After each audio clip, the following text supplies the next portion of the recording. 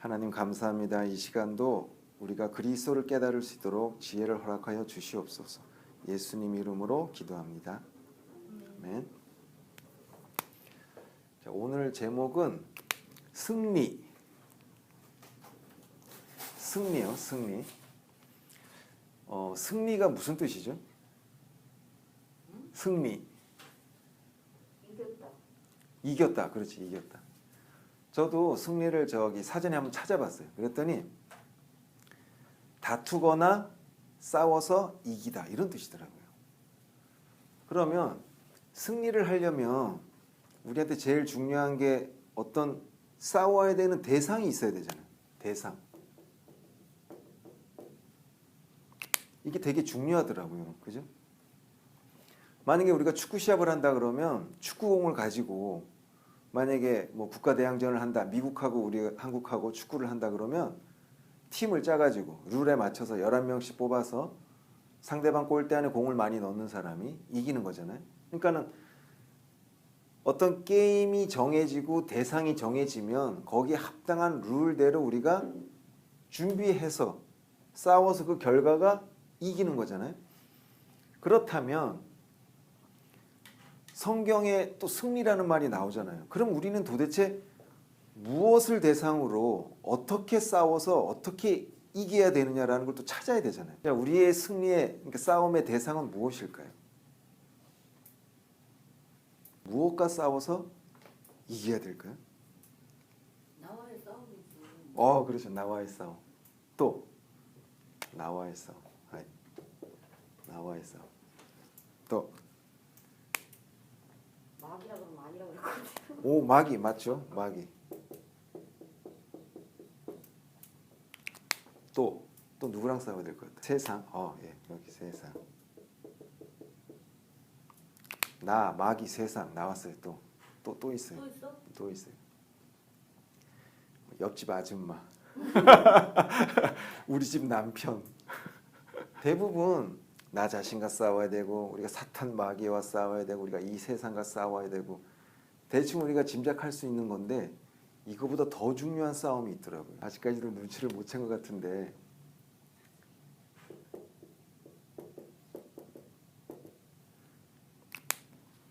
하나님하고의 싸움.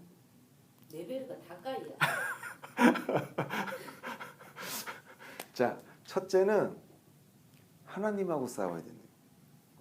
둘째는 나, 마귀, 세상. 세상과의 싸움. 성경에 보면 딱 이 두 가지예요. 싸움의 대상이 보니까. 근데 여러분들도 잘 알다시피 하나님하고 싸운 사람이 있잖아요. 나오죠? 누구죠? 야곱 나오잖아요. 야곱. 이렇게 성경에 야곱이 있는데도 불구하고 우리는 하나님하고 싸워서 이긴다라는 이 말이 금방 안 나와요. 보면. 그죠? 나나 마귀 세상하고 싸운다라는 말은 대충 짐작은 가는데 막상 성경책 덮고 누구랑 싸워서 이겨야 되지 하니까 하나님이 첫 번째로 안 나와요. 그죠? 자, 그러면 잠깐만. 예. 야곱이 예. 하나님하고 싸웠다고 그 성경에 그렇게 써 있지만 예. 그게 원어로는 그렇지 않다 그러던데. 그래요? 어떻게 돼 있어? 그거를 내가 지금 설명을 못 하는데. 그래. 설명을 못 하니까. 예. 자, 어쨌든 하여튼 야곱이 하나님하고 싸웠다라는 표현은 분명히 있어요. 성경에. 그 대상은 하여튼 하나님인 건 틀림없어요. 그리고 그렇게 볼 수밖에 없는 이유가 또 하나 있어요. 왜냐하면 자, 야곱이 하나님과 싸워서 여기서 얻은 게 뭘까요? 야곱이 야복강가에서 하나님의 사람하고 그러니까 즉 천사하고 이제 막 씨름을 해서 싸웠단 말이에요. 근데 거기서 무슨 말을 하면서 막 싸웠냔 말이에요. 왜 싸웠지? 맞아요.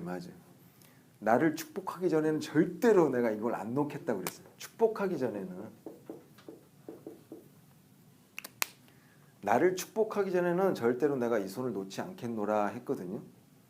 축복을 해달라는 싸움을 했어요. 근데 축복이라는 단어도 제가 한번 사전에 찾아봤어요. 그랬더니 축하하다 복을, 그러니까 복을 빌다 이런 뜻이더라고요. 쉽게 얘기하면 아, 너한테 좀 너가 좀 잘 됐으면 좋겠다. 네가 복 받는 사람이 됐으면 좋겠다라고 이렇게 축하해주고 바라는 것.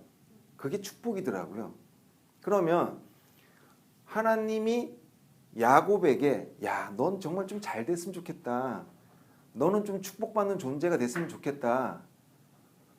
라고 말할 수 있는 상태로 만들어 주세요. 그 얘기였거든요.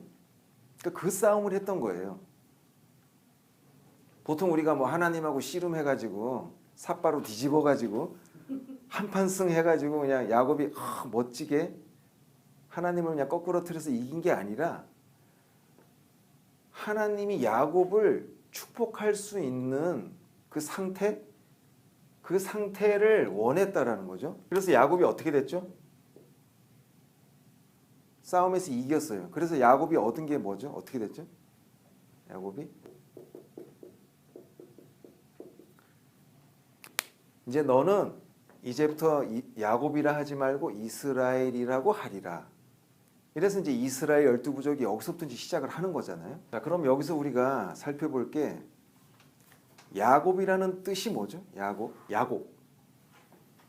자, 일단 싸움을 하는 사람부터 보자고요. 야곱의 뜻이 이렇게 뭐 원뜻은 뭐 뒤꿈치를 잡고 태어났다, 발 뒤꿈치를 잡는 거. 그러니까 사람이 걸어갈 때 뒤꿈치 잡으면 어떻게 되겠습니까? 사람이 넘어지잖아요. 그래서 이거는 뭐 사기꾼, 뭐 뒤통수 치는 뭐 어떤 이런 뜻을 내포한답니다. 그래서 뭐 쉽게 우리가 알아듣기 쉬운 표현으로 하면 그냥 사기꾼으로 표현을 하자고요. 자, 사기꾼이 하나님과 이제 싸움을 하는 거예요. 내가 축복받는 사람이 되게 해주세요라고 싸우는 거였어요. 자, 우리가 잘 아는 여기 성공이라는 단어가 있어요. 자, 성공은 뭡니까? 성공. 근데 엄마, 성공. 예? 그렇죠. 이루다. 아유, 어떻게 그렇게 잘 알아요? 예. 내가 성공도 한번 찾아봤어요, 사전에. 그랬더니 목적한 바를 이루다라는 뜻이더라고요. 목적을 이루는 게 성공이래요. 그러면 자, 사기꾼이 성공하면 어떻게 되는 겁니까? 사기꾼이 내가 오늘 성공했어. 그러면 그 사람은 누군가를 사기쳐가지고 어떤 결과물을 얻어냈을 때 그 사람이 성공한 사람이라는 거죠. 그죠? 그러면 보통 우리 사람들은 다 성공을 꿈꾸잖아요. 누구나 잘 됐으면 좋겠어요. 누구나 어떤 목적을 다 갖고 있어요. 자녀가 있으면 이 자녀가 좀 건강해졌으면 좋겠고, 좀 똘똘하게 자랐으면 좋겠고, 그죠? 어디 나가서 기죽지 않았으면 좋겠고, 내 대신 집안일도 좀 잘 거들고 내 친구가 돼줬으면 좋겠고, 많은 목적들이 있는데 그 목적들을 이루어서 좀 성공했으면 하는 그런 마음들이 다 있단 말이에요. 그런데 그 성공이라는 그 간절한 마음이 사기꾼들한테도 있다라는 거죠. 사기꾼들한테도. 그러면 하나님 입장에서 봤을 때 사기꾼이 막 간절히 하나님께 매일 막 3,000배를 드리면서 기도를 해. 하나님한테. 하나님, 내가 성공하는 사람이 되게 해주세요 라고 했을 때 정말로 하나님이 그 사람을 축복을 해줄 수 있냐라는 것이죠. 내가 너를 축복은 해줄 수 없고 내가 너를 성공하는 사람으로 해줄 수는 없다라는 거죠. 그게 하나님은 선하시다라는 것이 있기 때문에 하나님은 이런 사기꾼들의 기도를 들어줄 수가 없어요. 그래서 그 마태복음인가 보면 복음서에 그런 거 있잖아요. 뭐 구하라, 두드리라, 찾으라, 그러면 찾을 것이요 라고 했을 때 그 말씀에서도 하나님이 마지막으로 그 설명을 이렇게 해요. 누구든지 아들에게 그 아비가, 그죠? 아무리 악한 아비를 할지라도 아들에게는, 그죠? 아버지와 아들이라는 관계가 되었을 때 비로소 성공을 약속할 수가 있다라는 이런 개념이 되는 거죠. 그래서 하나님은 여기서 야곱이 축복받을 수 있는 상태, 그 상태로 먼저 만드는 게 중요하겠죠. 근데 성경에 나오는 축복이라는 단어, 그 원어의 뜻은 이게 무릎을 꿇다라는 뜻이더라고요. 그러니까 하나님 저를 축복해 주세요라고 했을 때는 그 기도하는 사람이 이미 하나님 앞에 무릎을 꿇는 어떤 그런 모습이 연상이 돼야 되는 것입니다. 그렇기 때문에 여기서 야곱이라는 사기꾼이 하나님이 나를 한없이 축복할 수 있는 존재가 되게 해주세요라는 그 싸움을 했다라는 것은 야곱이 하나님의 계획을 어느 정도 깨달았다라는 거죠. 아, 하나님은 나 같은 사기꾼한테는 절대 성공을 약속하시지 않는구나. 그러려면 먼저 내가 무릎을 꿇어야 되고 이 사기꾼이라는 이 부분, 하나님하고 도저히 성질상 같지 않은 이 사기꾼이라는 이 성질을 어떻게 먼저 해결을 해야만 그 다음에 성공이라는 단어가, 축복이라는 단어가 하나님하고 이렇게 연결되어질 수 있는 이 연합까지 갈 수 있구나 라는 거를 이제 이 야곱이 깨달았다라는 것을 우리가 좀 짐작을 할 수 있어요. 그래서 이런 맥락에서 봤을 때 우리가 지난번에 어떤 그 연합이라는 그 관점에서도 성경을 봤잖아요. 하나님은 우리랑 연합을 하기를 원하세요. 같이 살자 이거죠. 그런데 이런 사기꾼하고는 같이 살고 싶지도 않고 이런 사기꾼이 성공해가지고 온 세상 천지가 그냥 사기꾼으로 그냥 넘쳐나. 너무 성공해가지고 그 꼴을 볼 수가 없다라는 거죠. 그래서 먼저 하나님은 이 사기꾼을 정상적인 사람, 하나님의 아들, 먼저 하나님의 아들로 만드는 작업이 필요하겠죠.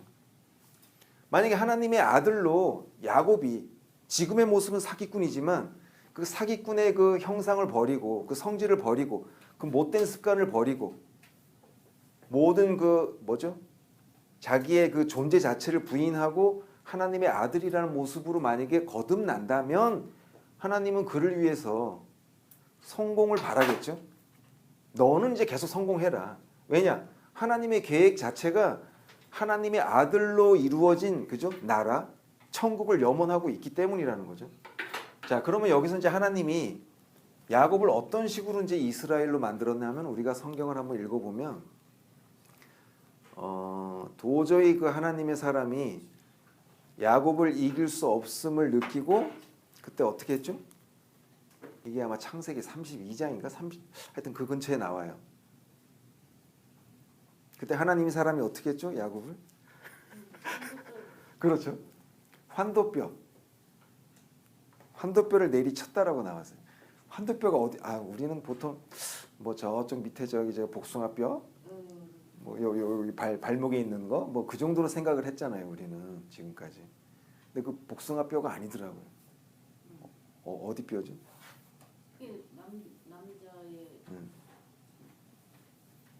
남자의. 예. 이 환도뼈라는 게 이 골반, 그러니까 골반하고 이 넓적다리 이 부분 있잖아요. 거기 그 관절, 그거를 말한대요. 그런데 보통 넓적다리하고 그 골반하고의 그 연결되는 부분, 거기가 환도뼈인데 어떻게 보면 남자의 심벌을 나타내기도 한대요. 그러니까 그 사람의 또 정통성, 그 사람의 어떤 본질 이렇게 볼 수도 있는 거예요. 거기를 내리쳤다라는 거죠. 그러니까는 우리가 영적으로 보면 하나님의 이런 그 계획, 하나님이 야곱 같은 사기꾼을 이스라엘로 만드는 이 과정에서 이 사기꾼 같은 이 존재의 어떤 근성과 본질을 깨버리고, 그죠? 그래서 이제는 사기꾼이라는 모습이 없어지고 이제 하나님의 아들이라는 모습으로 만드는 과정. 그래서 그의 본질을 쳤다라는 거죠. 그리고는 축복을 했대요. 그리고 축복을 했대요. 그러니까 딱 말이 맞잖아요. 축복을 받았다. 내가 하나님께 한없이 축복을 받는 사람의 모습은 하나님 앞에 무릎을 꿇은 자. 다시 얘기하면 아담의 속성으로 살 수 없게 된 사람. 아담의 속성이 뭐죠? 아담의 속성. 사기꾼이지 뭐. 그죠? 에덴 동산에 있을 때 하나님 말씀을 도저히 믿지 못하는 자. 에이, 설마 저거 먹는다고 죽어? 의심하는 자. 설마 내가 저거 먹는다고 라든가 아니면 내가 저걸 먹고 나도 그러면 하나님처럼 한번 돼볼까? 이런 사람들, 이런 속성을 가진 모든 사람들을 하나님이 이제 그의 근본을 내리치고 이스라엘로 만드시겠다는 거죠. 그래서 결국은 이 연합이라는 관점에서 보면 야곱인 채로는 도저히 하나님하고 연합할 수 없고 하나님의 아들의 모습이 돼야만 연합할 수 있다는 거죠. 자, 그러면 우리가 반대로 거슬러 내려가 보자고요. 그럼 하나님의 아들이 뭐죠? 도대체? 우리가 지금까지 그래 예수는 하나님의 아들이야. 자, 우리도 이제 하나님의 자녀들이야. 여기까지 우리가 찾아냈어요. 그러면 내가 오늘날 하나님의 아들로서 하나님의 자녀로서 살 수 있는 방법은 뭐였죠? 이제 그 답이 나오는 거잖아요. 사라 엄마, 그게 뭘까요? 하나님의 아들로서 하나님의 자녀로서 있는다라는 건 뭘 의미하는 거죠? 무릎 꿇다. 응? 하나님 앞에 무릎 꿇다. 그렇죠. 무릎을 꿇어야 되는 거죠. 무엇이 무릎을 꿇어야 되는 거죠? 사기꾼인데. 그렇죠. 내 안에 있는 모든 사기꾼적인 그 속성들이 하나님 앞에 무릎을 꿇고 그게 버려질 수 있는 것, 그런 거겠죠. 여기까지 이해가 되죠. 자, 이 얘기를 우리가 조금 더 깊이 들어가면은 야곱이 이 야복 강가에서 이제 이렇게 이스라엘로 되는 이 사건이 있기 전에 전 단계가 필요해요. 어느 날 갑자기 사기꾼인 야곱이 하나님 나 이스라엘로 만들어 주세요. 나 축복해 주세요. 이러지 않았다라는 거예요. 자, 이 야복 강가에 이 싸움이 있기 전에 어떤 일이 있었냐면은 우린 잘 알죠. 라반이라는 이 야곱의 삼촌 집에 가가지고 몇 년을 고생했다고요? 20년을 봉사를 했대요. 자, 라반의 집에서 20년 동안을 그것도 내 집이 아닌 삼촌 집에서 종살이를 했대요. 충분히 종으로서 아주 충분히 우리가 이제 김장할 때 왜 배추에다 이렇게 소금 절여서 이렇게 보잖아요. 자, 1시간 소금 뿌리고 1시간 정도 있다가 김치 담그면 됩니까? 1번. 2번. 한 6시간 정도 소금 뿌리면은 저기 맛있는 김치가 됩니다. 1번, 2번. 정답이 있습니까? 3번. 배추가 잘 절여질 때까지 소금을 뿌려 둔다. 그죠? 정답은 3번이겠죠? 그 배추가 김치하기에 딱 좋은 상태로 절여졌는가? 그죠? 그 상태까지 가면 되는 거지 시간의 문제가 아니라는 거죠. 지금 라반이 야곱이 이 사기꾼이라는 성질에서 이스라엘 하나님의 아들로 변화되는데 20년을 일단 투자를 한 거예요. 20년 동안 하나님이 절여 두신 거예요. 어느 날 갑자기 막 기도하면 하나님의 아들로 막 만들어주고 막 하나님이 나타나가지고 오늘 내가 너를 선택했다. 당장 네가 사람을 모아서 이제 사람 거리로 나가서 네가 많은 사람을 이끌어라. 이러지 않는다는 거죠. 우린 20년 동안 소금이 뿌려져야 돼요. 그게 어떤 사람에게는 10년이 될 수도 있고 어떤 사람은 5년이 될 수 있겠지만 어쨌든 하나님이 이렇게 야곱에게도 라반의 20년이라는 이 시간을 준비하고 계시다라는 거예요. 20년 동안 야곱이 뭔가를 깨달았다라는 거예요. 하나님의 아들이 된다라는 것, 이게 뭘까? 하나님은 하나님 아들하고만 연합을 하는구나. 이런 것들에 대한 어떤 개념이 막 생겼을 거란 말이죠. 이 20년 동안에 막 아주 이 더럽고 고통스럽고 그죠?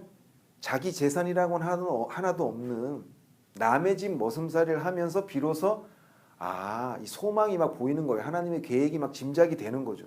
그러다 보니까 그 상황이 닥치고 나니까 하나님이 야곱이 그 상황이 닥치니까 이제 하나님하고 이제 승부를 보는 거예요. 나를 축복하소서. 안 그럼 나 여기서 죽겠다고 그냥. 내가 이렇게 사기꾼으로 사느니 하나님이 아들이 안 되면 내 인생에 아무 의미가 없다라는 걸 이제 깨달은 거죠. 그러니까 막 죽기 살기로 하나님께 매달리는 거예요. 나 축복 받겠다고. 근데 거기서 야곱이 말하는 그 축복, 그게 세상적인 축복이 아니잖아요. 아니잖아요. 그러니까 그렇죠. 하나님의 아들이 되게 해달라는 그렇죠. 축복을 그렇죠. 얘기하는 거예요. 그렇죠. 그거죠. 하나님과 연합할 수 있는 축복을 해달라고. 그렇죠. 그 형태로 바꿔주세요. 그 얘기겠죠. 그런 관점까지 볼 수 있어야 되는 거죠. 우리는. 그렇죠. 자, 그러면 야곱의 삼촌 이름이 라반이고 라반이 살던 동네가 하란이에요. 하란. 너는 하란 땅으로 가서 그죠? 라반 집에 거기 있으라 그래요. 하란이라는 이 단어의 그 뜻이 뭐냐면 말라 비틀어지다 그런 뜻이에요. 말라 비틀어지다. 저희 집에도 화분이 하나 있는데 물을 안 줘갖고 이파리 다 떨어지고 진짜 다 말라 비틀어졌더라고요. 가지를 한번 딱 뜯어봤더니 그 안에 물기가 하나도 없어요. 완전히 죽었더라고요. 그런 상태를 말이에요. 그게 하란이에요. 그런데 이 라반이라는 이 단어는 찾아보니까 흰색이라는 뜻이에요. 자, 성경에서 흰색이 뭘 뜻하죠? 아는 대로 서술하시오. 흰색. 계시록에 보니까 뭐 이상한 말들 많이 나오잖아요. 말 4마리가 나오잖아요. 말. 그죠? 거기 보니까 맨 마지막에 흰 말이 나와서 흰 말이 막 달려가는데 막 이기고 또 이기더라. 이런 표현이 있어요. 성경에서 흰색이라는 거는 승리를 말해요. 그러니까 오늘 제목이 뭐죠? 우리 승리, 이기는 거. 하나님한테 이기려면 우리는 먼저 흰색이 돼야 돼.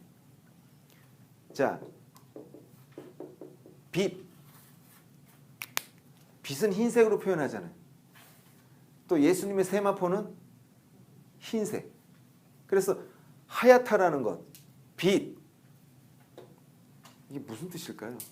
뭐 승리, 뭐 좋은 뜻이긴 한데 결국은 흰색이 갖고 있는 뜻이 뭘까요? 예, 아무것도 없는 거.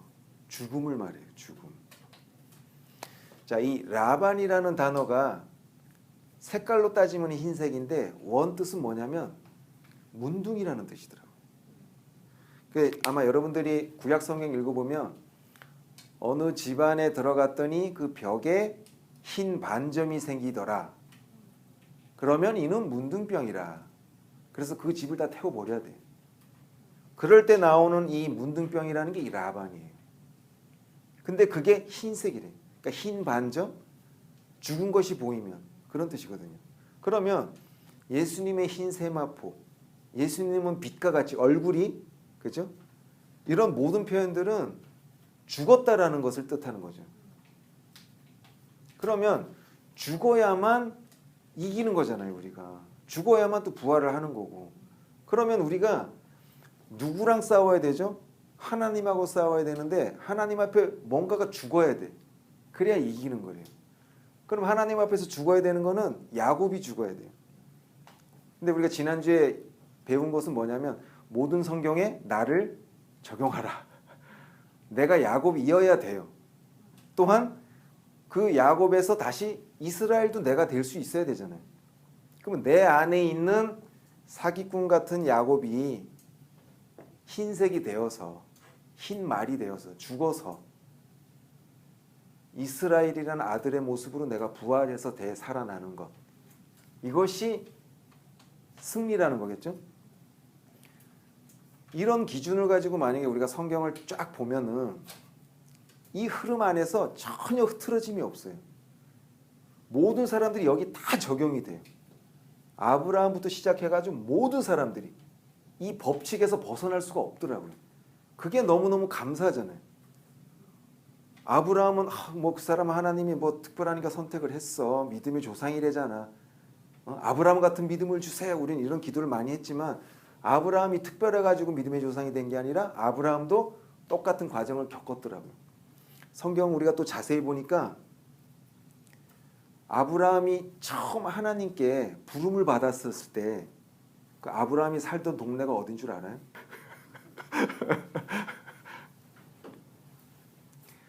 아브라함이 처음 살던 동네가 하란이에요. 하란. 참 재밌잖아요. 하란이 뭐라고요?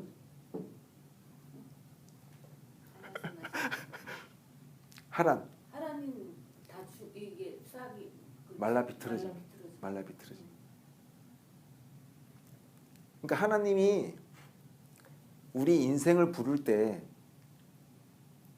말라 비틀어진 곳에서 찾는 이유가 있을 거예요. 그죠? 그건 뭘까요? 왜 하나님은 말라 비틀어진 곳에 있는 사람을 이렇게 찾아오셔가지고 하나님이 대화를 하시고 이렇게 연합하자라고 하실까요? 어떤 이런 우리가 맥락을 딱 잡을 수 있어야 돼요. 왜 그럴까요? 그래야 하나님의 힘으로 하나님이라는 것을 생명이 없는 곳에 하나님 물이 없는 곳에 물을 주셔야 되고 예, 맞습니다. 그래야 하나님을 만나지. 맞습니다. 물이 풍성한 곳에서 하나님이 오실 틈이 없잖아요. 그렇죠. 맞습니다. 예. 쉽게 얘기하면 모든 사기꾼들이 말라 비틀어지는 곳, 하나님 앞에 무릎 꿇을 수 있는 자, 그러니까 하나님의 축복이 임할 수 있는 상태, 하나님의 생명의 물이 필요한 상태, 막 이런 거 결국 연합이라는 거죠. 하나님이 홀로 할 수 없잖아요. 하나님의 이 엄청난 이 가지고 있는 모든 능력과 생명과 이 축복, 이 모든 것들이 그 사람에게 해당될 수 있도록 적용될 수 있는 그 상태를 원하신다라는 거죠. 그래서 아브라함도 75세 때 하란 땅에서 하나님이 너 이제 하란에서 나와라 그래갖고 불러서 믿음의 조상으로 만들었어요. 근데 우린 그 과정 없이 그냥 어느 날 갑자기 하나님이 아브라함을 택해서 너 그냥 믿음의 아들 해라. 그래서 이삭도 주고 그런 걸로 생각할 수도 있지만 이 야곱처럼 하나님하고 이 승리, 이 싸움을 시작하게 된 계기가 아브라함의 인생에도 75년 동안 그죠? 소금에 푹 절여져 있는 기간이 분명히 있었다라는 거예요. 그러니까 이런 것도 우리가 같이 찾아낼 수가 있어요. 이런 맥락과 흐름을 정리가 딱 되고 나면은 이 잣대를 가지고 그 성경에 나오는 모든 사람들을 다 비교해봐도 이 법칙이 다 나오더라고요. 그렇다면 나를 대입해도 마찬가지예요. 내가 오늘날 내 안에 내가 잘 알잖아요. 내 안에 사기꾼 습성이 많아. 어떡하겠냐고요. 그러나 난 하나님께 축복은 받고 싶어. 어떡하겠냐고요. 그러면 하나님의 아들의 모습을 내가 찾아야지. 그게 무엇인지 발견을 해야죠. 그리고 그 아들의 모습이 되도록 나의 근원을 내리쳐야 되겠죠. 오늘 집 앞에 나오는데 오늘 이제 아이들한테 아빠 올 때까지 니들 저 마태복음 다 읽어놓고 있어. 그리고 질문거리 있으면은 찾아가지고 5개씩 질문거리 찾아놔 그랬어요. 그랬더니 내가 나오려고 하는데 이미 큰 놈이 질문을 하더라고요. 그 예수님을 만난 그 제자들이 그 배와 아비를 버려두고 예수를 쫓더라라는 그 장면을 보여주면서 아니 여기서 말하는 이 오토상호 스테테히노 여기서 아빠를 버리라 그랬는데 이게 정말 되는 거냐고 이렇게 질문을 하더라고요. 어떻게 풀어야 되냐고 우리가 그거를. 그죠?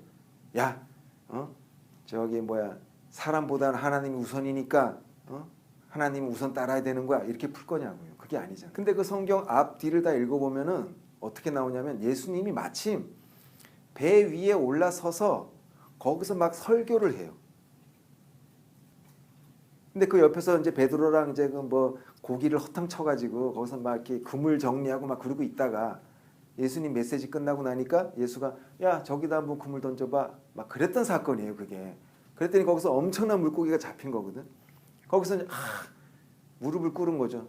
당신은 하나님의 아들이로소이다. 그런 고백을 받는 장면이거든요.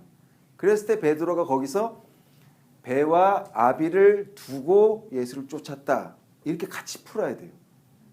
그러면 왜 거기서 배를 왜 버리고 아버지를 왜 버리냐는 얘기죠. 거기서는 예수가 그 호숫가 위에다 배를 띄워놓고 거기에 올랐거든요. 그 호수라는 거는 바다를 뜻하니까 이 세상을 말하는 거고 세상에서 죽지 않고 유일하게 떠오를 수 있는 구원의 방주 배냐 예수님 배냐 그런 관점에서 봤을 때 내가 갖고 있는 배는 버리고 예수님의 배에 내가 올라타야 된다는 관점이니까 내 배를 버려야 되는 거죠. 야곱을 버린다라는 거고 또 아비를 거기다 두고 온다는 얘기는 이 야곱을 낳은 아비 보통 요한복음에도 있잖아요. 네 애비 마귀에게서 났구나. 너는 사탄의 자식이구나. 이런 표현들이 뭐냔 말이에요. 우리한테 이런 압이라는 표현을 쓰는 거는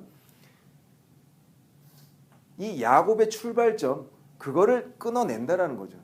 그래서 하나님이 야곱의 환도뼈를 내리쳤다는 얘기는 다시 얘기하면 신약 성경에서 예수님을 하나님의 아들의 모습으로 발견을 하고 자기의 근원, 자기의 출생의 비밀, 그죠? 이 야곱이 어디서 출발을 했는가 그 근원을 잘라냈다라는 거죠. 아비를 버렸다라는 거. 그래서 그 얘기를 내가 잠깐 설명을 해줬어. 여기서 말하는 애비가 나 아니다. 나 버리란 얘기가 아니라 너가 갖고 있는 그 못된 그 성질, 습성 그거의 근원을 잘라내는 거고 여기서 말하는 배는 네가 구원이라고 생각하는 거 우리 인간의 생각으로 내가 영원히 살 수 있다라는 모든 구원의 방정식을 버리고 오직 하나님이 예비하신 그리스도 예수의 배에 올라타라는 거다. 그거 잠깐 내가 설명을 해주고 왔어요. 그러니까 어떤 성경이 뭐 구약이든 신약이든 우리가 어떤 관점에서 봐도 이 흐름을 적용을 시킬 수 있어야 돼. 그러지 않으면 어떻게 되냐면 제자들이 막 배도 버리고 좋았어. 그럼 나 오늘 당장 내 재산을 다 팔아가지고 그냥 교회로 들어가. 아비도 버렸네. 내가 하나님 일이 먼저니까 당신은 당신대로 먹고 사시오. 내가 기도하고 하나님께 봉사하면 아버지도 나 때문에 천국 갈 일 생길지도 모르니까 가만 냅둬요. 이런 사건이 생기는 거죠. 그런 뜻이 아니잖아요. 그래서 나를 성경 말씀에 나를 먼저 적용하되 모든 사람들이 다 적용을 시켜야 되는 거예요. 우리 아버지도 적용을 해야 되는 거고 나도 적용을 시켜야 되는 거고. 그래서 어쨌든 알고 봤더니 아브라함도 하란 땅에서 푹 절이셨더라고요. 그리고 나왔어요. 나오고 나서도 나오고 난 게 그냥 출발점에 선 것이지 나오자마자 이삭을 낳은 게 아니었어요. 그리고 나서 25년 더 걸려서 100세에 이삭을 낳았다라는 거예요. 그리고 나서도 하나님이 엄청 시험을 많이 하세요. 막 그죠? 이렇게도 보고 저렇게도 보고 막 마찬가지입니다. 이제 시작을 한 거는 겉절이 끝났다라는 거지. 이제 고춧가루가 기다리고 있고, 그죠? 막 이 매운 막 이 뭡니까 저 마늘 막 이런 게 막 들어와 이제 나한테, 그죠? 그 큰 다라이에서 막 뭐 네 거냐 내 거냐 막 짬뽕이 돼요, 막 그죠? 내 형체가 다 없어져, 내 배추의 모습이 다 없어져. 그러고 났더니 맛있는 김치가 되는데 네 맛도 내 맛도 몰라. 이게 난지 넌지도 몰라. 그게 연합이라는 거잖아요. 누가 잘했는지 그 공로가 다 없어져. 다 짬뽕이 돼가지고 맛있게. 하갈 한번 볼까요? 하갈. 아브라함이 하나님한테 약속을 받았는데도 불구하고 하나님이 자녀를 안 줘요. 근데 딱 보니까 내가 아직 힘이 있을 때, 가능성이 있을 때 어떻게 하면 될 것 같았어. 어떻게 아직 야곱의 속성이 남아 있는 거잖아요. 그래서 하갈을 들여가지고 자식을 낳아요. 자식을 낳은 아들이 이스마엘이에요. 그랬더니 결국 어떡합니까? 하나님이 이제 내어 쫓으라 그러잖아요. 근데 그때 하나님이 내어 쫓으라는 이유가 있어요. 하갈이 막 콧대가 이렇게 된 거예요. 내가 아들 낳았다 이거야. 우리 옛날에도 그렇잖아요. 아브라함 집안에 그죠? 이제 내가 종자를 하나 낳았다 이거죠. 아주 교만해가지고 하갈이 이 원래 그 부인 사라보다 더 막 아주 힘을 막 아주 그죠? 휘두르는 거예요 지금. 그러다 보니까 어떻게 해요 하나님이? 그럼 내 쫓아라 이렇게 된 거예요. 그래서 이스마엘하고 하갈하고 같이 내어 쫓아요 아브라함이. 그래서 하갈이 거기서 어떻게 했겠어요? 막 이제 식량하고 물은 이제 가지고 갔는데 그게 다 없어졌어요. 광야를 막 헤매요. 그러다 보니까 자기가 배고프고 막 목마르고 한 거는 어떻게든 참겠는데 옆에서 애가 막 죽어가는 거야 애가. 우리 자식 있어봐서 알잖아요. 애가 옆에서 쓰러지니까 어떡하겠냐고. 그러니까 하갈이 거기서 방성대곡을 한다 그래요. 근데 그냥 방성대곡하면 모르는데 거기에서 우리가 성경 자세히 읽어보면 살 한 바탕쯤 떨어진 곳에서 방성대곡을 한다는 표현이 있어요. 살 한 바탕이 뭐야? 뭡니까? 그냥 모르고 그냥 우리 읽었잖아요. 그게 살 한 바탕? 그게 보니까 화살 화살을 쏴서 그러니까 힘껏 당겨서 쏴서 날아갈 수 있는 거리 그거더라고요. 그러니까 화살이 날아갈 수 있는 그 거리만큼 가서 거기서 막 울더라는 거예요. 그러니까 그건 뭐냐면 인간이 아주 그냥 있는 힘을 다 해가지고 그냥 자기 여력을 다 그냥 쥐고 짜고 해가지고 날릴 수 있는 곳, 갈 수 있는 곳 거기까지 가서 결국은 무릎을 꿇었다라는 거예요. 거기서 이제 울었다라는 거지. 그러니까 말라 비틀어지고 도저히 내가 안 되는 그 한계점, 그 꼭지점에 도착을 해서 비로소 하나님 앞에 이제 운 거예요. 그랬더니 희한하죠. 이 법칙이 하갈이나 이스마엘이 아직 이 법칙이 적용되기 전에는 아브라함 집안에서 쫓겨나가야 될 존재였어요. 그런데 쫓겨난 그 당사자라 할지라도 아직 어떻게 해요? 이 법칙이 그한테도 적용이 돼 있어요. 왜냐하면 하나님이 창조하신 분이니까. 그래서 하갈이 다시 야곱 안으로 들어가다 보니까 어떻게 돼요? 자기의 한계점에서 막 울고불고 하나님 앞에 무릎을 꿇은 거예요. 그랬더니 하갈이 비로소 이제 하나님의 아들의 모습이 보이는 거죠. 그래서 하나님이 또 나타나셔. 그래서 자 눈을 떠봐라. 저기 샘물이 있다. 샘물을 또 주시고 그리고 나서 또 축복까지 해주시네. 희한하죠? 왜냐? 하나님의 법칙이 무릎 꿇으면 누구든지 하나님의 아들이 되고 하나님의 아들이 되면 어떻게 해요? 원하지 않아도 성공이라는 단어를 막 주시는 거예요. 왜냐? 하나님의 아들은 성공해야 되니까. 사기꾼은 성공하면 안 돼. 아직 스톱이에요. 그러나 아들만 되면 그냥 성공이 약속이 되는 거니까.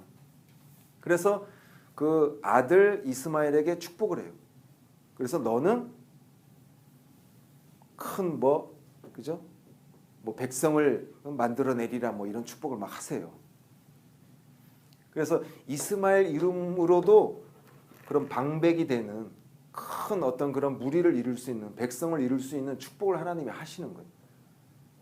그러니까 우리는 예전에는 어떻게 했냐면은 아브람 그리고 그 안에서 이스마엘, 이삭 그러면 이스마엘은 이미 인생 끝난 거예요.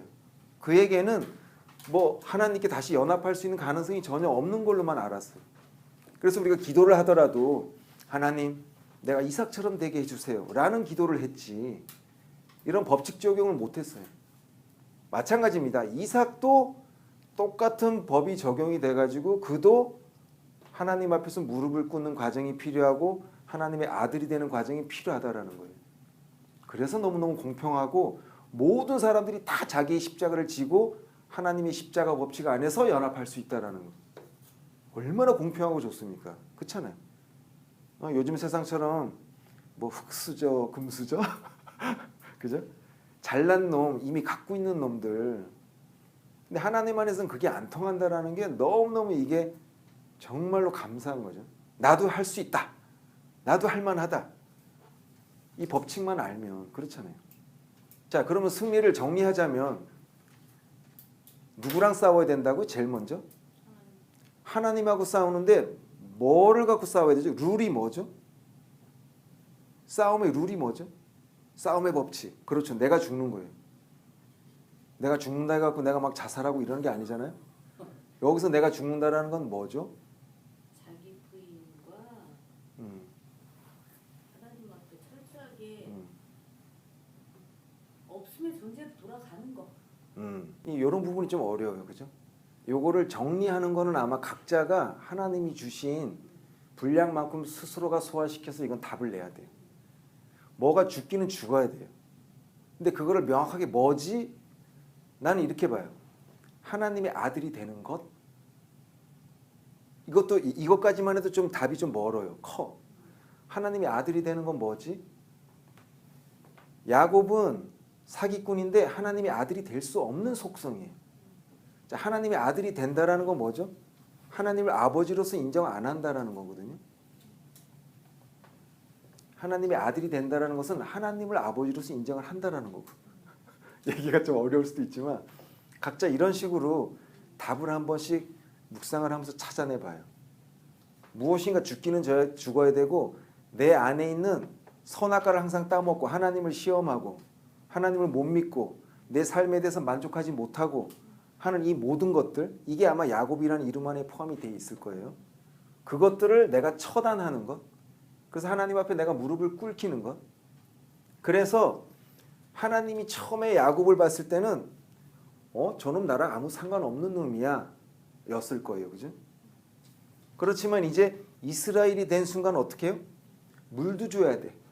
잘 자라야 돼. 거기서 열매까지 나와야 돼.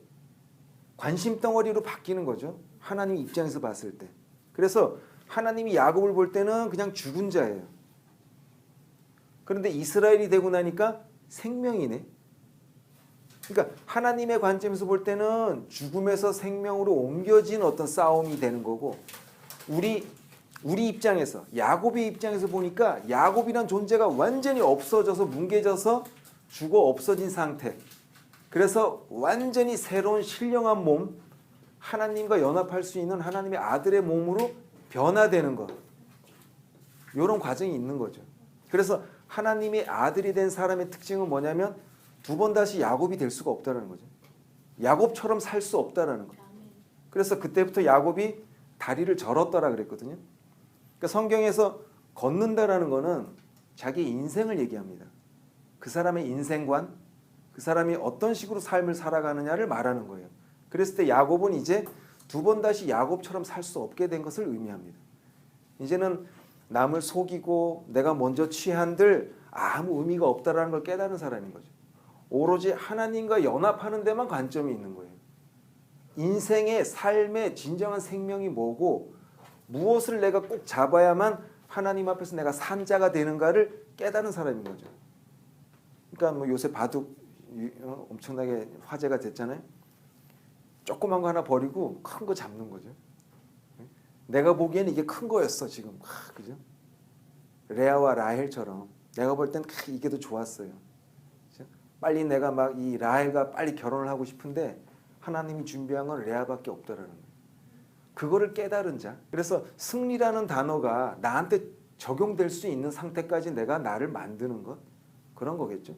근데 야곱이나 상태에서 우리가 백날 기도를 해도 하나님의 법칙 안에서는 도저히 하나님이 축복을 할 수도 없고 하나님이 성공을 그에게 약속할 수가 없다는 거죠. 그래서 그 뭡니까?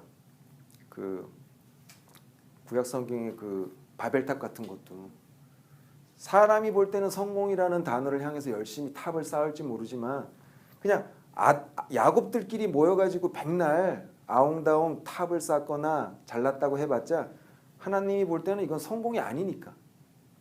집안에 바퀴벌레들이 많이 모여가지고 막 집 짓고 막 그런다고 쳐봐요. 언젠가는 그건 처단을 받아야 될 상황이거든요. 그렇죠? 자, 그런 관점에서 우리가 신앙 안에서의 승리, 성공 이런 개념을 정확하게 잡아야 돼요. 이걸 잡지 못하면 기복신앙이 되는 거죠. 하나님 축복하여 주시옵소서. 막 우리 자녀가 꼭 잘 돼가지고 뭐 어느 학교를 가야 되고 뭘 해야 되고 이런 기도를 안 하게 되는 거예요. 물론 그 기도를 하지 말라는 얘기가 아니라 그거보다 더 중요한 게 있어요. 내가 사느냐, 내 자녀가 죽느냐 사느냐, 하나님 앞에 승리하는 문제가 더 우리한테는 아주 급하다 이거죠. 그거 이루어진 다음에 그때 우리가 이제 그 다음에 성공. 근데 사실 이 싸움에 이긴 사람은 굳이 성공에 대해서 구하지 않아도 이미 하나님하고 같이 사는데 뭔 성공이 필요해? 하나님이 알아서 물 주고 하나님이 잘하게 하시고 하나님이 다 거두시고 다 할 텐데, 그죠? 자, 그럼 첫 번째 싸움 하나님이 대상이고 우리는 그 룰에 대해서 우리가 배웠어요. 어떻게 싸워야 되고 승리자의 모습이 무엇인가? 하나님의 관심 덩어리가 되는 것. 그죠? 그럴 수 있는 존재로서 내가 탈바꿈하는 것.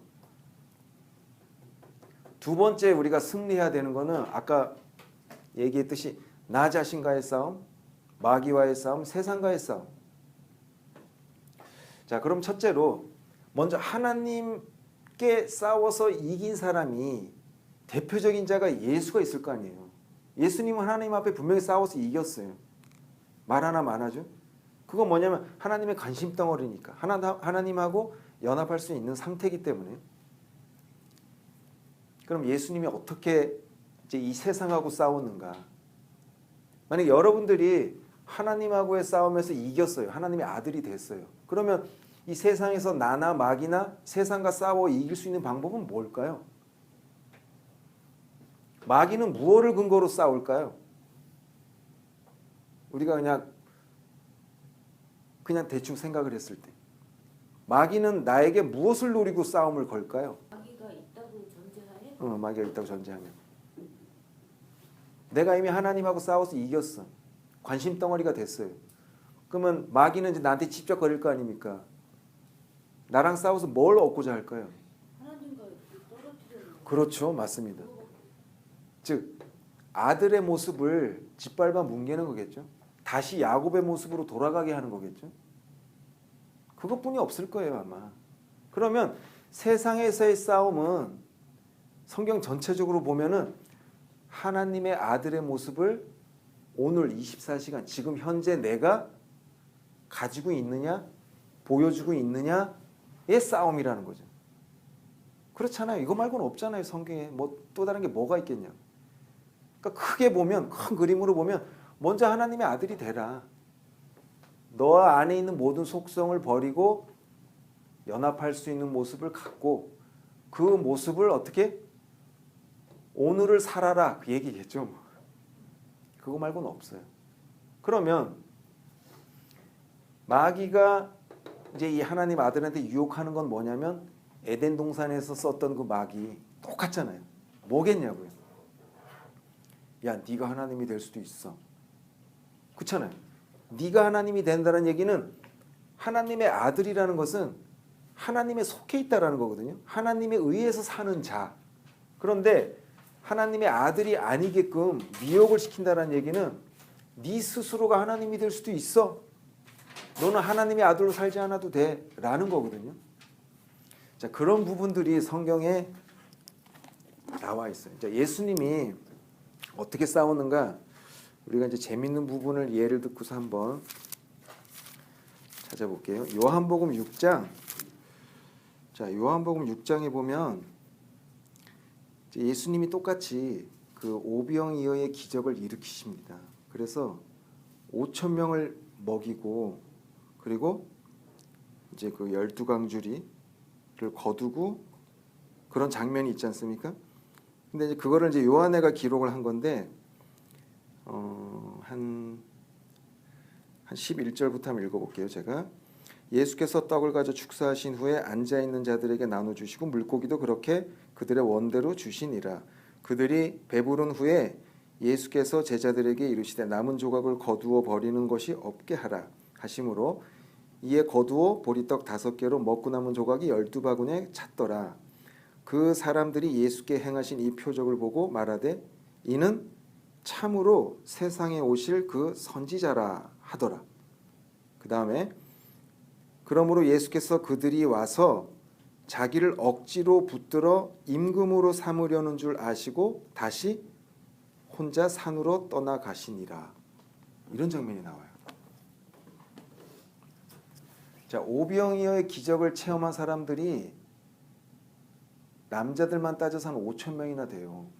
그런데 그 사람들 중에는 어떤 사람들이 있냐면 예수를 임금으로 삼으려는 사람들이 포함되어 있다는 거예요. 그 5천 명이라는 숫자 안에. 똑같은 하나님의 기적을 체험했는데도 불구하고 그 안에는 예수를 임금으로 삼으려고 했고 예수는 그거를 알고 피했다라는 거예요. 자, 오늘 말씀처럼 세상에서 이기는 방법, 세상은 어떻게 나한테 접근을 한다고요? 야, 네가 하나님 해. 네가 임금 해. 야, 너 괜찮다. 야. 사람 안에서 임금을 세우려는 건 뭐냐면 하나님으로 자기를 세우려는 거 아닙니까? 자기를 평생 지켜줄 수 있는 하나님을 원하는 거거든요. 제대로 된 하나님을 내가 찾아가는 게 아니라 지금 내 형편을 편안하게 해주고 먹고 만족하게 해줄 수 있는 그 하나님을 원하는 거란 말이에요. 그죠? 자, 하나님은 야곱 같은 사람을 20년 동안 소금에 절여서 축복받을 수 있는 하나님의 아들의 모습까지 만들어서 그 밭 안에서 이제 계속 하나님의 아들이라는 열매가 나오는, 그래서 천국을 계획하고 있는데 사람들은 사기꾼인 채로 계속 성공시켜 줄 수 있는 왕이 필요한 거예요. 그죠? 사기꾼인 채로 이 하나님의 아들이 되는 과정이 필요 없이, 다시 얘기하면 십자가 없이 나 소금에 절이고 싶지 않아. 그냥 나 이 생긴 이 상태로 그냥 어떻게 좀 안 될까? 그런 왕으로 삼으려고 했어요.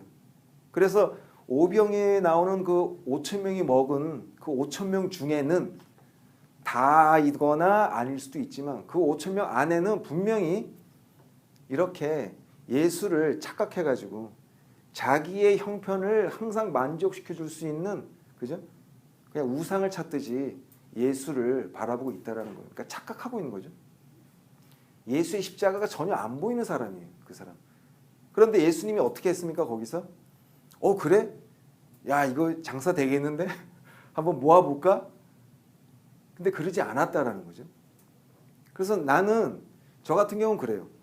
앞으로 우리가 만약에 어떤 모임을 하더라도 그 안에는 조직이라는 게 필요하고 그 안에도 사람이 있잖아요. 그러다 보면 서열이 존재하고 어쩔 수가 없어요. 위, 아래, 서열이라든가 이런 거. 근데 이런 거는 정말 조심해야 될 것 같아요. 위에 서려고 하는 사람은 항상 그 위에 하나님이 있다라는 이 인식이 없으면 큰일 날 수 있다는 거죠. 자기에게서 하나님의 기적이 나타나고 능력이 나타날 때마다 그 5천 명이나 되는 사람들이 막 몰려온다라는 거예요. 그냥 우리는 그런 거 없어요. 그러니까. 없으면 안 만들면 되지. 근데 이거는 이제 일단 한 예고. 사람이 모이고 만족하는 거는 또 다른 것일 수도 있거든요. 먹는 것에 그 갈급한 사람은 먹는 걸 해결할 수 있는 왕을 세우려고 하고, 또 다른 막 지식적으로, 성경 지식적으로 이 말씀이 꿀맛이야. 그죠? 말씀이 그냥 자기가 이해한 거랑 똑같아. 그러니까 너무너무 기분 좋아. 그래서 그거를, 그죠? 그쪽으로 갈 수도 있는 거야. 또 행함은 없으면서 말씀 잘 푸내고 아주 그냥 속이 후련하네. 그럴 수도 있잖아요. 그러니까 몰라요, 우리는 잘. 하여튼 중요한 거는 하나님의 모처럼 그 표적을 일으켜서 그 가난한 사람들, 불쌍한 사람들, 배고픈 사람들을 만족하게 했음에도 불구하고 그 안에, 그 5천 명 안에는 하나님의 이 십자가 계획을 제대로 깨닫지 못한 사람들이 섞여 있다는 건 분명한 사실이라는 거죠. 예수님이 10명의 문둥병을 고쳐줬어요. 돌아온 게 1명이에요. 그랬더니 예수님이 그러잖아요. 아니, 너 혼자 더냐? 이러잖아요. 나머지 9은? 그죠? 이게 뭐냔 말이에요. 그러니까 하나님이 요구하는 거는 어떤 병 고쳐주고 먹여주는 게 문제가 아니라 그것을 통해서 무엇을 깨달았니? 깨달은 게 너 혼자니? 이걸 묻고 싶은 거죠. 너는 이걸 통해서 하나님의 아들의 모습이 뭐고 하나님이 요구하는 참된 승리자의 모습이 뭔지 알았구나. 이걸 요구하는 거죠. 이걸 못 깨달으니까 임금으로 삼으려고 해.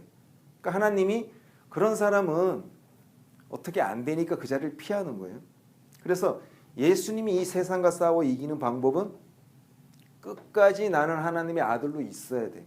하나님의 속한 사람이고 하나님이 나를 보내셨기 때문에 나는 그분에 의해서 움직인다라는 그 고백이 있는 거죠. 그러니까 사람이 자기를 왕으로 세우려고 해도 그 자리를 그냥 피하는 거예요. 명확하게 우리가 이걸 알아야 되는 거예요. 자, 두 번째로 또 승리한 사람이 있어요. 세상에서. 아브라함.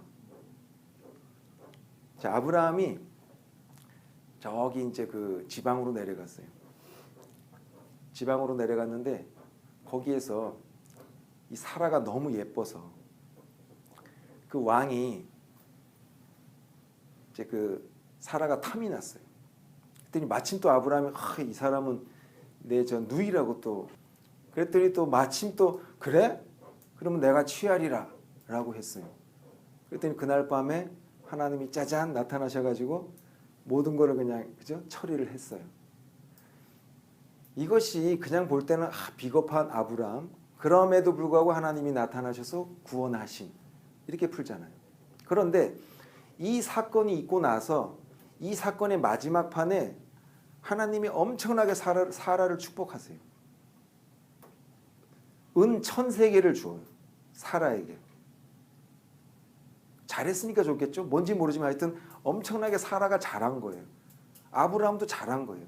그러고 나서 그 다음 장 넘어가자마자 이삭이 태어나요. 자, 이삭이라는 거는 그리스도의 표징이잖아요.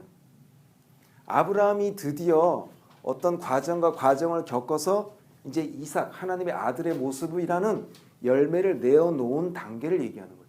그 바로 전에 있던 사건이 이거라는 거죠.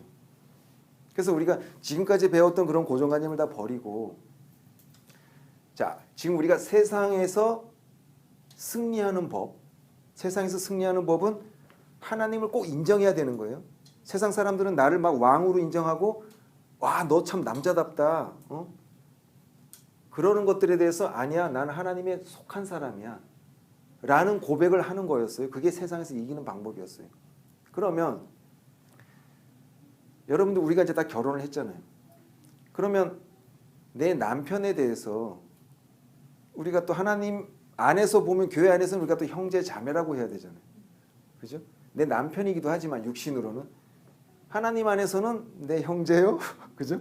자매가 되듯이 아브라함하고 사라가 부부이지만 하나님 안에서는 내 누이요, 거짓말이 아니라는 거죠. 내 누이요 하는 순간 뭐가 생기냐면 하나님이란 아버지의 존재가 생겨버려요. 그렇잖아요. 이 사람은 내 아내요라고 했을 때 구약 성경에서 아내라는 건 그냥 소유물이에요. 그렇기 때문에 아, 그래? 내가 사라를 원하는데 그러면 내가 너랑 단판을 보면 되겠네? 이렇게 되는 거란 말이죠. 잘 생각해 보세요. 아담이 자기 인생의 모든 주관자가 나요라고 했을 때가 사기꾼이었어요. 내가 한번 해보지 뭐, 내가 한번 주인이 돼보자, 내가 한번 하나님이 돼보자, 내가 내 인생을 한번 꾸려볼까 해서 선악과도 한번 먹어보고 하나님 말씀도 무시해보고, 그죠? 자기 내키는 대로 한번 해본 거란 말이죠. 그런데 하나님의 아들이 되면 어떻게 돼요? 예수님이 이 세상에 오셨을 때 십자가에 달리기로 예정돼 있고 그 계획을 알았어요.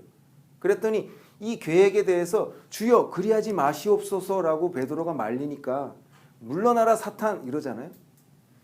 그 계획에 대해서 반대하는 것 자체도 이미 다 알아버린 거예요. 그래서 세상에서 요구하는 게 너 하나님의 아들 아니잖아, 너도 한번 남자 행실 해봐, 너도 네 소유물이 있잖아, 그 얘기를 하는 거예요. 지금 아브라함한테 그걸 지금 유혹하는 거죠. 근데 아브라함이 뭐 물론 아브라함이 남자답지 않고 치사해서 그렇게 볼 수도 있어요. 그러나 우리가 성경 전체적으로 볼 때 그 다음 장에서 이삭이 태어났기 때문에 이런, 그죠? 하나님의 커다란 어떤 이런 방정식 안에서 봤을 때는 그 앞 단계에 나오는 그것이, 그러니까 아브라함이 하나님의 약속을 이루어야 되잖아. 이삭이 태어나야 돼. 예, 근데 거기서 어떻게 해서 넘어갔든 간에 넘어가야 돼. 그게 그렇죠. 야비가 됐든 어떻게 됐든 하나님의 약속을, 너에게 자식을 주신다고 하신 하나님의 약속을 이루기 위해서 아브라함은 자기 아내를 지켜야 되고, 그죠? 예. 그러니까 그거 뭐 야비든 어쨌든 하나님의 약속을 이루기 위한 방편, 하여간 하나님과의 약속을 이루어야 되고 하나님과 아브라함과의 그 관계가 지속이 돼야 되기 때문에 그거는 어떻게 됐든 오케이야. 맞아요. 그래야 돼요. 그죠? 그래야 되는 거야. 꼭 그렇게 해야만 돼. 그런데 그 지키는 방법이 내가 어떻게 하는 것이 아담의 생각이라는 거죠. 내가 이 사라를 어떻게 지켜야 되느냐라는 거지. 냉정하게 보면 하나님이 사라를 만드셨잖아. 하나님이 나도 만드셨듯이. 그럼 사라는 하나님이 책임져야지. 그래서 사라에 대해서 주권을 이양하는 거죠. 난 저 사람 내 자매예요. 그러니까 내 아내요 하는 순간 내가 사라를 어떻게 해야 되는 입장 표명을 하는 것인데, 거기에 비해서 우린 자매인데요 라는 순간 그럼 니네 아버지 누구야? 이렇게 되는 거죠. 그래서 그날 밤에 하나님이 내가 얘 애비요 하고 이제 나타나는 거죠. 그러니까 스토리상 이렇게 되는 거예요. 그러니까 하나님은 예수님 뒤에 숨어서, 아브라함 뒤에 숨어서 막 등장하고 싶어서 막 아주 그냥 애간장이 나는 거예요. 내가 얘 애비라 이거죠. 근데 등장할 수 있는 찬스를 안 줘요, 이 아담이. 내가 주인이고 내가 한번 해보려고 막 그러는 거예요. 내가 어떻게 내 속성 가지고, 내가 가진 권한 가지고, 내가 가진 재능 가지고 어떻게 한번 해보려고 하는 거예요. 그게 지금 사기꾼 기질인 거죠. 내가 갖고 있는 거 갖고 한번 해보려는 거. 근데 예수님은 난 아무것도 못한다는 거죠. 내 아버지 당신이 뭔가를 해야 되는 것 아니냐. 그래서 자꾸 아버지를 등장시키는 거예요. 그래서 아브라함이 취한 행동 중에 우리가 다른 건 모르겠어요. 더 깊이 있는 건 모르겠지만 중요한 거는 그 장면에서 아브라함이 그래요. 이 사람이 내 마누라요. 라고 남자답게 그랬다면 아마 작살났을 거예요. 아마 조 터졌을 거란 말이죠. 왜냐하면 자기보다 더 센 남자니까. 그렇잖아요. 근데 거기서 자기보다 더 센 하나님을 부른 거잖아요. 그래서 우리가 여기서 법칙을 발견할 수 있어요.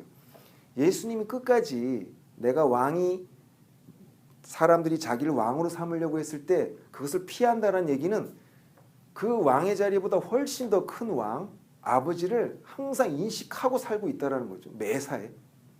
그 아브라함이 거기서 하나님을 항상 염두에 두고 생각할 수 있는 아들의 모습으로 이 세상과 싸워서 이겼다라는 거예요.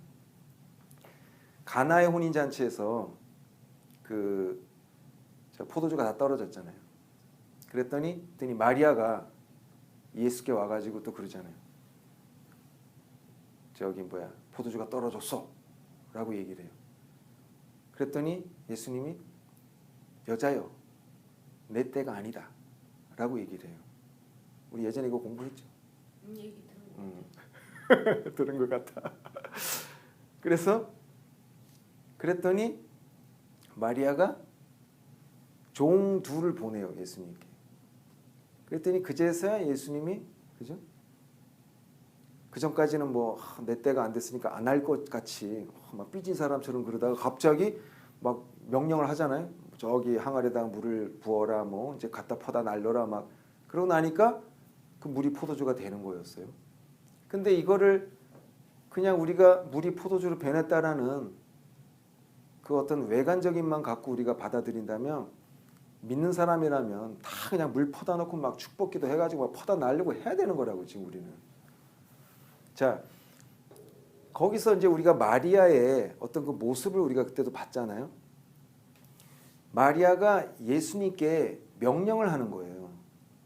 지금 포도주가 없어. 포도주를 만들어 내시오. 라는 거였어요. 그러니까 그것은 그 마리아의 모습은 오늘날 우리가 오병이어에서 떡맛을 본 그 5천 명과 같은 거죠. 내가 필요한 상황. 내 잔칫날에 좀 포도주가 있어야 되잖아. 라는 거예요.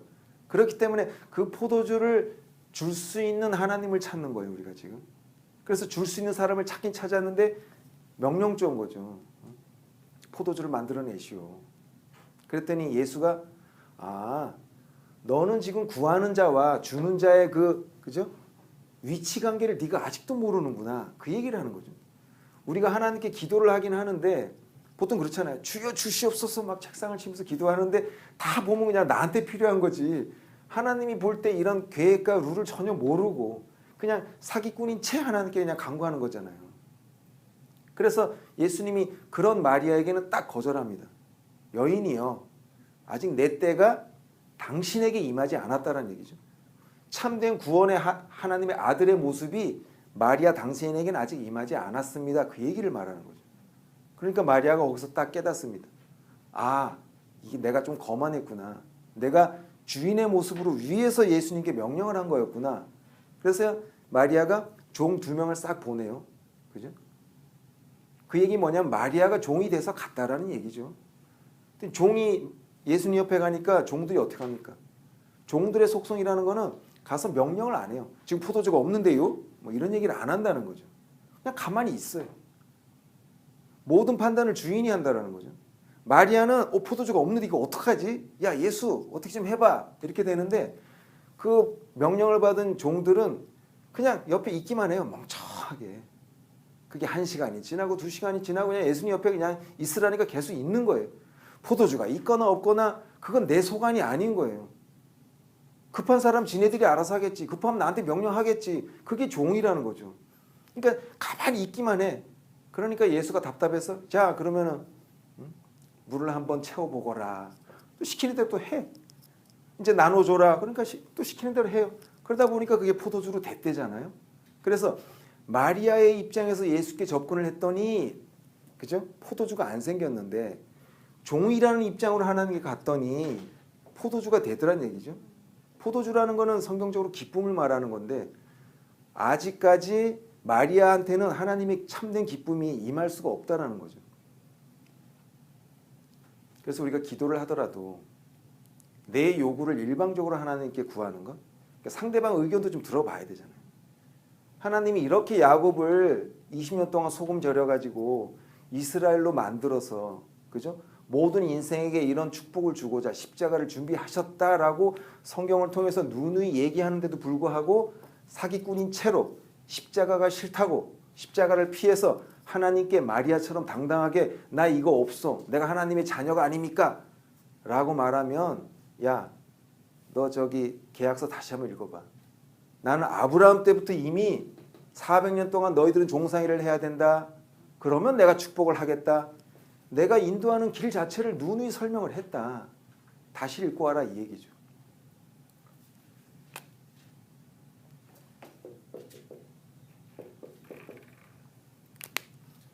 가룟 유다라는 말이 있잖아요. 그죠? 예수님이 유다의 자손으로 오시는데 유다라는 거는 하나님을 찬송하리로다 라는 뜻이래요. 유다가. 그래서 예수가 유다족에서 태어난대요. 그래서 다윗도 유다족이고. 그런데 가룟 유다가 예수님을 배반을 했고 또 예수님을 판 다음에 자책해가지고 자살까지 했잖아요. 근데 이 가룟이라는 뜻이 뭘까요? 가룟에서, 그러니까 그 당시에는 성경에는 유다라는 이름이 너무 많았어요. 그래서 뭐 저기 예를 들어서 뭐 치바에 사는 뭐 조은선 뭐 이런 식으로, 은선이라는 이름이 하도 많으니까 지바 쪽 은선, 뭐 저쪽 도카이도 쪽에 있는 뭐 은선 뭐 이런 식으로 하도 유다가 많으니까 가룟 출신의 유다 이런 표현으로 가룟 유다가 된 거예요. 근데 가룟이라는 단어가 뭐냐면 찾아봤더니 남자들의 마을 이런 뜻이더라고요. 그러니까 유다, 그러니까 하나님을 찬송하리로다. 찬송을 하긴 하는데 그의 속성이 남자라는 거예요. 남자의 형상을 하고서 하나님께 찬송을 하고 있다라는 거죠. 그러니까 이걸 우리가 영적으로 풀어보면 하나님께 기도를 하는데 야곱의 모습을 한 상태로 찬송은 아주 열심히 하고 있는 거예요. 하나님께 열심히 구하긴 구하는데 그의 속성은 아직도 야곱인 채인 거죠. 십자가의 과정을 아직 거치지 않은 상태. 그러니까 가룟 유다는 겉으로는 찬송하는 자처럼 보이지만 그의 속성은 아직 십자가의 과정을 거치지 않았다라는. 근데 이 가룟 유다가 12제자 안에 있잖아요. 오병이어의 떡을 먹은 5,000명 안에도 예수를, 그죠? 자기네들이 임금으로 삼으려는 사람이 있는가 하면 12제자 안에도 이런 가룟 유다, 찬송하는 것 같지만 그 속성은 아직도 십자가를 거부하고 있는 사람들, 하나님의 아들이 도대체 뭔지를 전혀 이해를 못하는 사람들, 그런 사람들이 있다라는 거죠. 그래서 자, 오늘 얘기를 정리하자면 승리, 제일 먼저 하나님께 대해서 우리가 승리를 해야 되잖아요. 그러니까 하나님과 싸워서 내가 생명으로 살아남아야 된다는 거죠. 그래서 이 세상으로 볼 때는 야곱이 죽어지니까 아주 엄청나게 허무한 인생처럼 보여지는 것, 그게 아마 우리한테 싫을 거예요. 아마. 그렇지만 그 모습이 하나님께서는 살아있는 산자의 모습이라는 것. 그러니까 사람들이 힘든 거예요. 이 하나님의 이 방정식을 내 인생에 적용하기가 이게 어려운 거예요. 이게. 세상 사람들이 볼 때는 너무너무 허무한 거예요. 아, 저럴 걸 못하러 살아? 그게 하나님이야? 이렇게 되는 거죠. 그리고 첫 번째 싸움에서 승리하면 그걸로 끝인 줄 알았어요. 그냥 구원받고 땡치고 그냥, 그죠? 그럴 줄 알았더니 어떻게 해요? 세상에서 끝없이 그 자리를 막 노린다라는 거예요. 계속해서 우리를 막 너가 하나님 해, 네가 주인 해, 네가 네 딸을 마음대로 해봐, 네가 네 남편을 마음대로 해봐, 네가 주인이잖아 라고 해요. 근데 우린 그때마다 우리 마누라에 대해서 아이, 저 사람은 하나님이 알아서 하실 거야. 무관심하자라는 뜻이 아니라 하나님의 주관 속에서 하나님이 인도하실 거야. 하나님의 계획이 있을 거야. 그죠? 분명히 하나님을 인정하는 것, 내가 보이는 당사자를 할지라도 그 안에 분명히 하나님이 간섭하고 있는 나는 하나님의 자녀라는 고백, 이게 꼭 필요하다는 거죠. 누가 나를 야 네가 뭐 주인 해봐 라고 했을 때도 난 주인이 아니야. 하나님이 주관하셔. 하나님의 존재를 내 인생 안에 하나님을 끌어들일 수 있는 능력이 항상 그때그때 있어야 되고 그것이 승리라는 거죠. 그래서 계시록에 흰 말이 이기고 이기고 이기더라 그랬잖아요. 죽고 죽는 게 이기고 이긴다라는 거죠. 야곱이 잠깐 죽었다 다시 살아나. 그러면 이기고 죽고 우린 또 그렇게 되는 거예요. 영적으로는. 계속 이겨야 된다라는 거예요. 그래서 종말론이 잘못됐다라는 게 아니라 종말론의 위험한 게 뭐냐면 그 종말이 오는 그 순간 내가 구원받아서 딱 그죠? 구원받았으면 이제 뭐 다 끝난 것처럼 생각하기 때문에 큰 문제가 있는 거예요. 마지막 때 다시 하나님이 마귀를 풀어주신다는 얘기는 계속해서 하나님이 나랑 연합하자라고 하시는 거예요. 계속 연합할 수 있는 그 상태를 유지했으면 좋겠다. 그거는 서로가 좀 노력을 하자. 이 얘기거든요.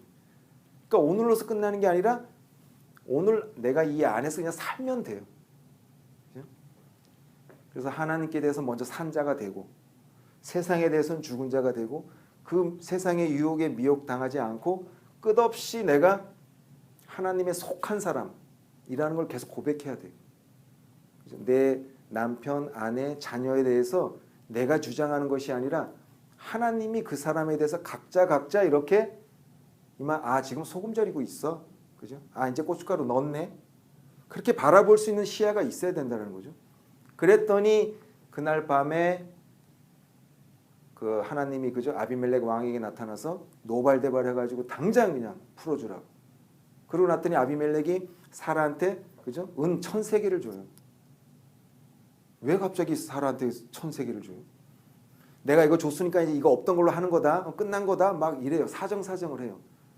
그래서 아브라함하고 사라가 그 아비멜렉을 위해서 기도했더니 하나님이 또 들어주는 척을 해요. 그래서 아비멜렉의 그 닫혔던 태가 열리면서 자녀를 또 낳기 시작해요. 참 재미있잖아요. 그러고 나서 그 다음 장 들어가면서 사라가 이제 이삭을 낳는 거예요. 참 재미있잖아요. 그러니까 둘 다 하나님의 신앙 안에서 그러니까 아브라함이 그 사라에 대해서 하나님 이 사람 내 자매예요라고 했을 때 거기에 응할 수 있는 사라도 끝내주는 거 아니겠습니까? 죽이 짝짝 맞는 거죠, 둘이 신앙적으로. 그러니까 그 수준까지 가야지만 이게 되는 거죠. 우리가 이것이 어렵더라도 이것이 하나님의 방정식이다 정도는 우리가 알아두고 고민하고 좀 싸우고 이걸 위해서 기도해야 돼요. 야곱처럼 기도해서 이스마엘을 향해서 우리는 가야 돼요. 근데 그것이 어느 순간 이루어지면 끝이 아니고 그죠? 하나님이 그냥 탁 우리 천국으로 옮겨 놓으시면 끝나는 게 아니라 오늘 하루 그냥 24시간 천국 사는 것. 자, 기도할까요? 하나님 감사합니다. 이제 하나님의 승리 방정식을 이해하고 우리가 첫째 아담을 죽이고 둘째 아담으로 승리하여서 그 아담을 계속 유지하여 성공할 수 있도록 우리를 인도하여 주시옵소서. 예수님 이름으로 기도합니다. 아멘.